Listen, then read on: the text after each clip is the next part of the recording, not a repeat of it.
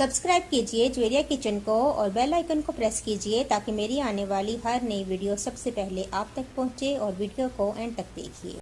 अस्सलाम वालेकुम। आज मैं बना रही हूँ माश की दाल के दही भल्ले। माश की दाल मैंने ली थी तकरीबन 1 कप और मैंने इसको भिगो के धोकर और भिगो के रख दिया था। तकरीबन 4 घंटे हो चुके हैं मैंने इसे भिगोया है।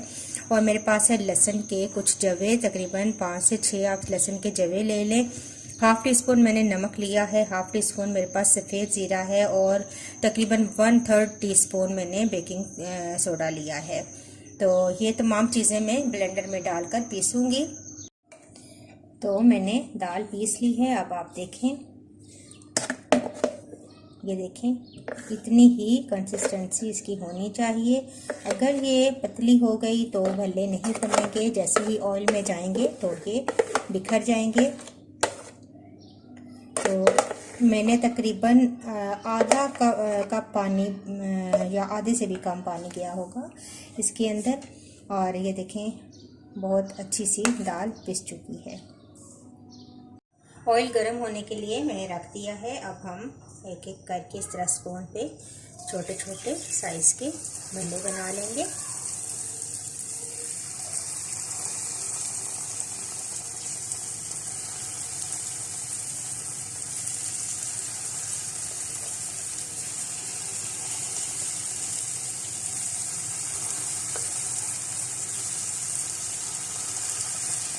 और फ़ौरन से चमचा नहीं हिलाएंगे, थोड़ा सा वेट करेंगे। ये देखिए एक साइड से ये गोल्डन ब्राउन हो चुके हैं। अब हम इसको हिलाएंगे।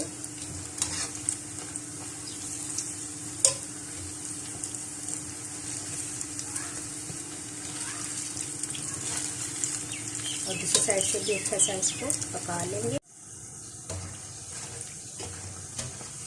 बहुत ज़बरदस्त इनका गोल्डन कलर आ चुका है। अब ये रेडी हैं निकालने के लिए।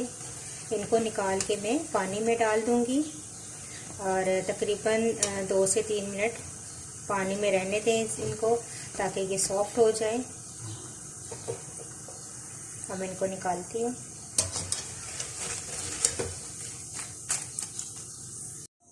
तो ये देखें मेरे पास पानी है, एक बाउल मैंने पानी लिया है और ये भल्ले जो मैंने तैयार किए हैं ये इसके अंदर डालकर इसको सोक होने के लिए रख देंगे। 3-4 मिनट आप सोक करें इनको और फिर आहिस्ता आहिस्ता आप उठा के इस तरीके से हाथों से हल्का सा प्रेस करें और इसको साइड पे रखते जाएं।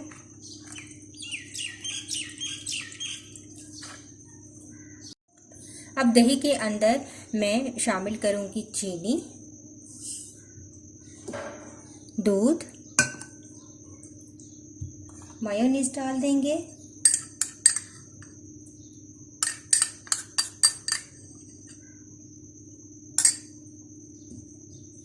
थोड़ा सा नमक और कुटी हुई लाल मिर्चें ये भी ऐड कर देंगे और इसको अच्छा सा मैं फेंट लूंगी। अच्छा सा इसको विस्क के साथ आप फेंट लें।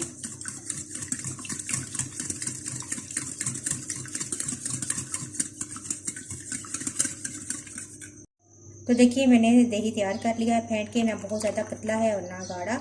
अब जिस ट्रे में आपने भल्ले रखने हैं उसमें पहले थोड़ा सा हम दही डालेंगे और इसके अंदर मैं भल्ले रख दूंगी।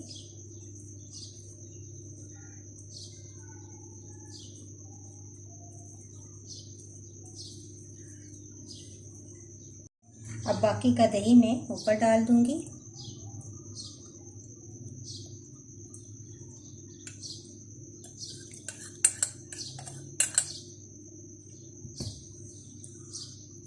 सेट कर लें इसको।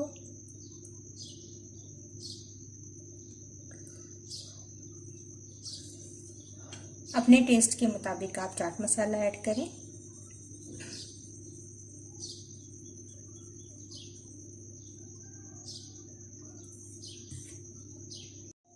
और अब आखिर में इमली की खट्टी मीठी चटनी।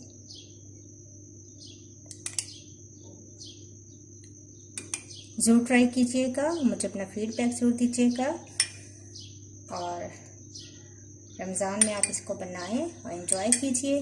नेक्स्ट वीडियो के साथ दोबारा हाजिर होंगी। अल्लाह हाफिज़।